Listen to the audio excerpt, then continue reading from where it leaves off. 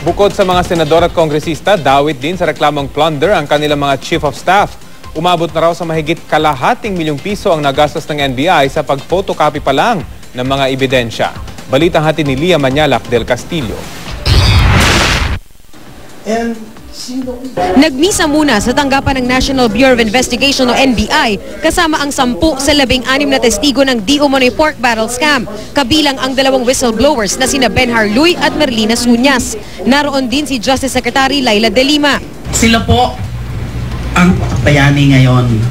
Pagkatapos ng misa, nagtipon-tipon naman sila sa isang opisina sa NBI. Bumalandra sa aming kamera ang napakaraming dokumentong halos hindi na magkasya sa sahig. Walang tigil ang photocopier machine na magpipitong araw ng tumatakbo.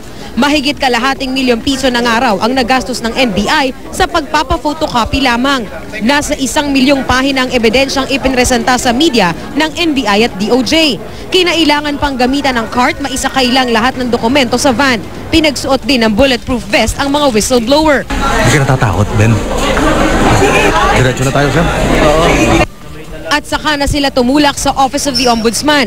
Ang nilalaman ng mga dokumento, mga folder na may pangalan ng 3 senador, sina Senador Bong Revilla, Jinggoy Estrada at Juan Ponce Enrile. Sa loob ng bawat folder, nakadetalye kung sa aling NGO na iniuugnay kay Janet Lim Napoles inilagak ang kanilang mga PDAF at kung paano ito ginastos. Kabilang sa reklamo ang sina Enrile Revilla Estrada at sina dating Masbate Congresswoman at ngayon Masbate Governor Rizalina Siachon Lanete at dating APEC Party List Congressman Edgar Valdez. Base sa testimonya ng mga whistleblower at mga dokumentong hawak mismo ng NBI, lumalabas na aabot sa 40 to 60% ng cash value ng isang proyekto ang nagiging kickback ng isang mambabatas. Lumalabas na aabot sa 172 million pesos daw ang nakuhang kickback ni Enrile sa PDAF scam mula taong 2007 hanggang 2009. 224 million pesos naman daw ang kay Revilla. 183 million pesos ang nakuha raw ni Estrada. 108 million pesos daw kay Lanete at 56 million pesos naman daw kay Valdez. Hindi lang 1, 2, 3. At paulit-ulit ginamit yung mga Napoles NGOs na hindi naman nila pwedeng pagkaila na dapat alam nila yan kung totohanan ng mga NGOs yan or wala.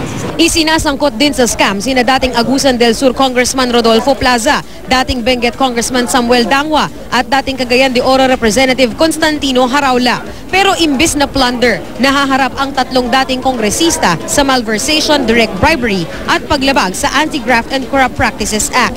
Yung amount of commission, kickbacks, rebates are less than 50 million. For these 3 other lawmakers, hindi ho namin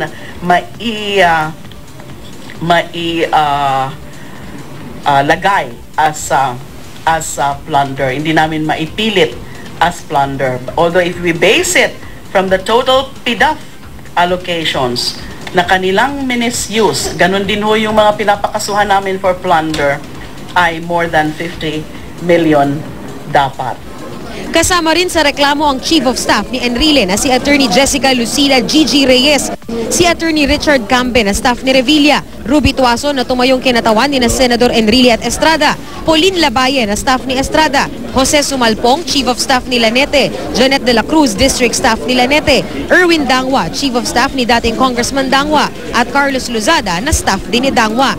Bukod sa kanila, nahaharap din sa plunder, malversation, bribery at graft ang mga presidente ng 4 na implementing agencies, ang National Agribusiness Corporation o NABCOR, National Livelihood Development Corporation o NLDC, Technology and Research Center o TRC, at Zamboanga Rubber Estate Corporation o ZIREC.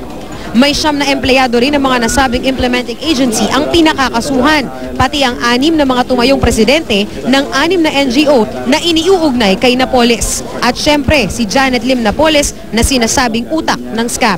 As co-conspirator in the case of the 5 lawmakers being charged for plunder, and also as a co-conspirator in the case of the 3 other lawmakers being charged for malversation and corruption of public officials, is Ms. Janet Lim Napoles, the owner of the JLN group of companies and believed to be the mastermind of the PDAF scam operations.